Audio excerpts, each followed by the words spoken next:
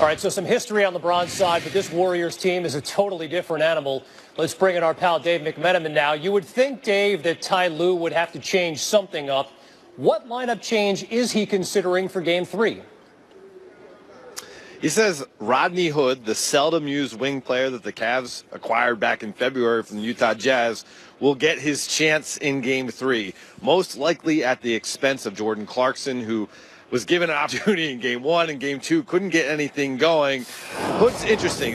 He averaged about 14 points and 3 rebounds, 3 assists, shooting close to 50% from the field during a 7-game span for the Cavs late March through early April, and they won 6 of those 7 games. He's proven to be effective with this Cleveland team. He just hasn't shown in the playoffs. He started Game 1 for them against Indiana, has been benched pretty much ever since, getting 6 DNPs out of the last 10 games. But really, it's kind of it can't get any worse than what the Cavs have been going to on their bench. So it's going to be Rodney Hood's chance on Wednesday. Hope for the best from Rodney Hood. All right. You know, Dave, the video of the end of Game 1, that Cleveland huddle has gone viral. And, man, I mean, J.R. Smith looks like he may as well be on a deserted island in the middle of the Pacific. The Cavs had to have been asked about this. I mean, what's the reaction among this team right now?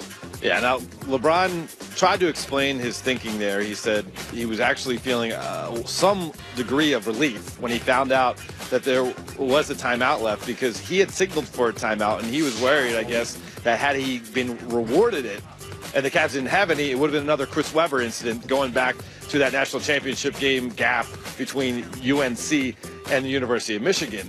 But beyond that, LeBron said, what's new? Me getting criticized. Of course I'm going to be criticized.